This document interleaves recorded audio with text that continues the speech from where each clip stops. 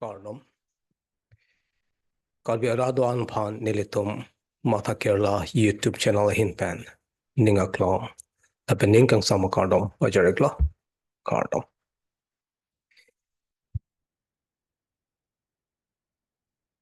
Apol ke dohut apol ke mehut se nilitum video pinchong chola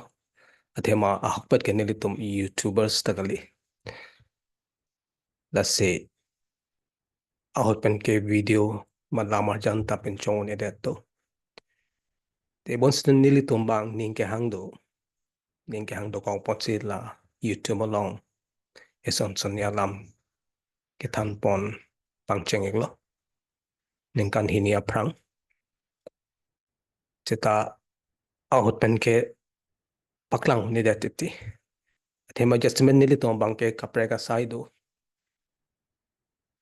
na pen YouTube asai se klem chot polote ani bang ta pak paklang unji sita ladak ni li tom inut bahini pene ali 2 mene inut bahina karbi ali 2 mene pusini li tom labang so ala marjan pen chong iglo la pen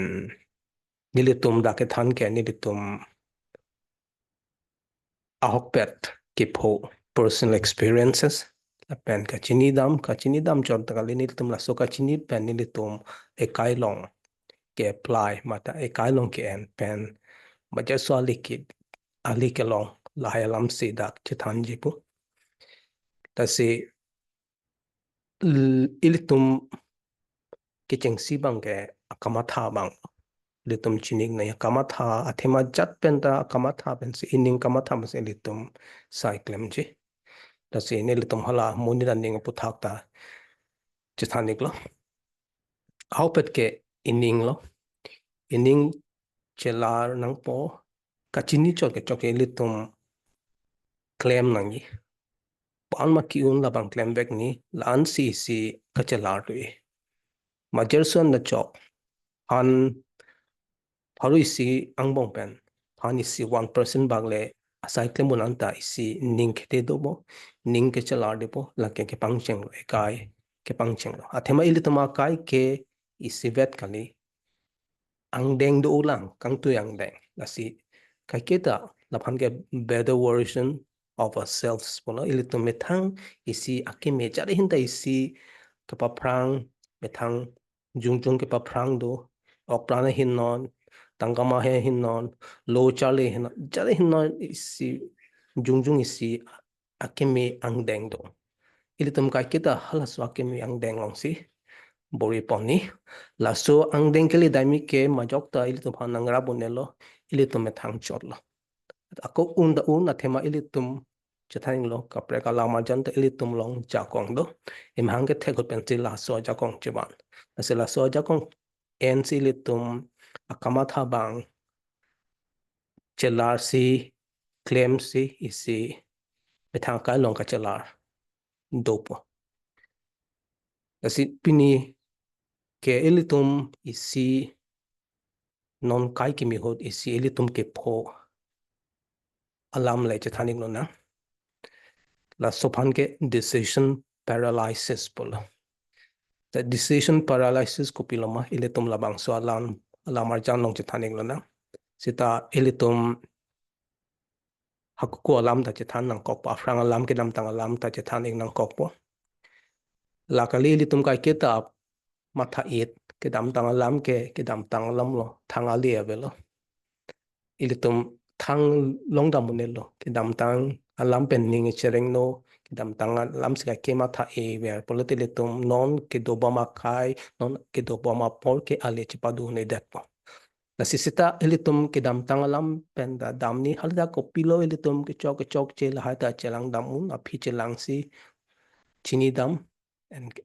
ladak pen si ilitum lastona sai ke ruby lo klem ke lo po asia hot pen ke pas mat ke dam tang alam ta lang dam ni phur ke mo hala da pen si litum ka charli pondo sipini ke thani ke lo polo ke dam tang alam ho ako bi he ka ko hot frang ke nilitum akai hot ke lo ka charli tek se polo te nang dan than ge mo alenge thechaman po pene ekai misen po laban halaso akai hut bangkela pulo lo ka charli lo polote lo komama ke thek first division lo polote metric hut first division long lo polote lake ahok penino da doctor ma de engineer se chaman po se halaso lo ka charli ke kemang ke the nai ke lasoni vet lo ke thek atom ke e doctor kale the engineer chaman po pola sanchot laban kapre ka sai bang ke rdp pe Tita non kai kimi hut bangke chongwai matsi unita. Non ke dopik loge charlie atum non go loge charlie le atum non ke asai dopik. Non akai long ke chongwai si unde. Sila so a choice man ke chongwai ni an lo ke ong ilitum chongwai matsi unita.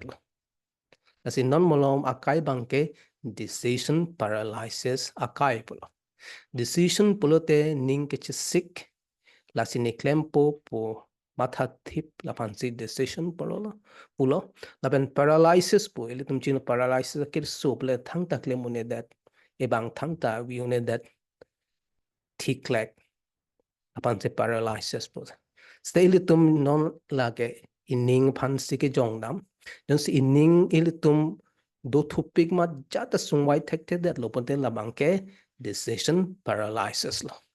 ben non akai hut bangke lalo ili tum ke pho athema hala takle me la takle me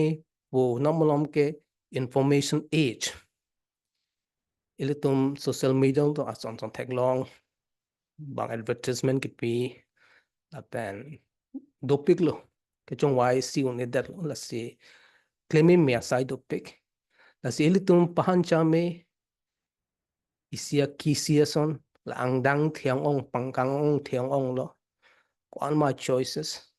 la pe ili tum nom lom ke jokman ningaling ning hangaling ta chongwai un te bonsa ke do thu ong ma chongwai do thu ong ma ili tum isi chongwai thip un edet la so chongwai thip un edet hang klem un edet po phan ge plo pupo decision paralysis pula tas ili tum hakot bangke isiala salam thedo half little knowledge is a dangerous thing po ma je suwer ka chini ke pheri me mi po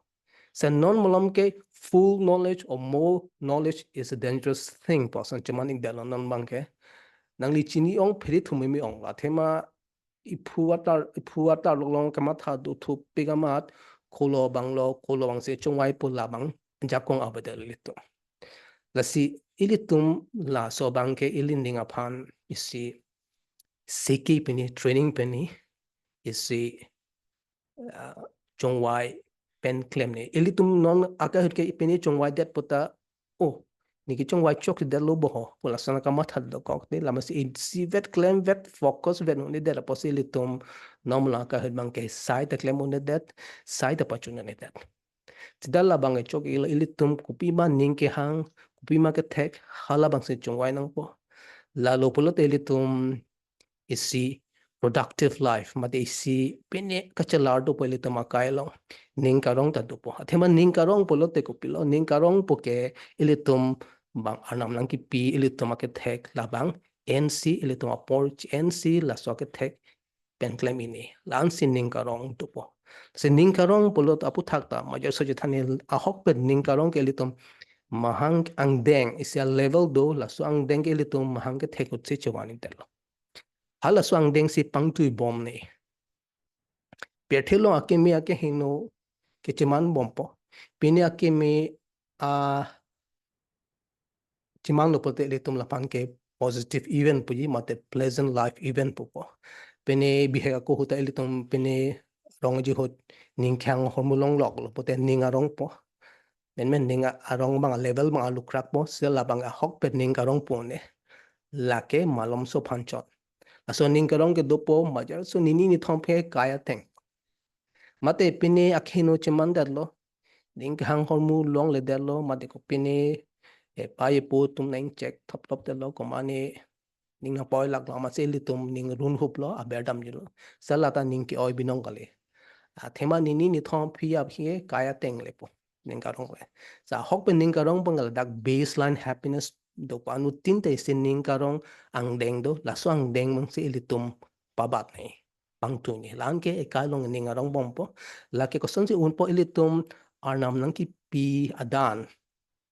apor la pen ke tek la si ilitum en mai tema ning karong ke hokpet arnam pen sike bang lo te bon sta arnam nang ki pia dan la so ke thek jong se litum ene det lote ning samun ni arnam handa ning pang samun ni po la si anu tin amuni ta isi ake thek do isi a por do adan do la hai bang en pamisi litum e kai bang ning karong do po la si pulo to be productive means to be happy ilitum a por en pamin peni ma che so baka sai claim pen paklang long me tha kai phani si ka che lar do lo pote la ka hok pen ning karong to po kur bang thu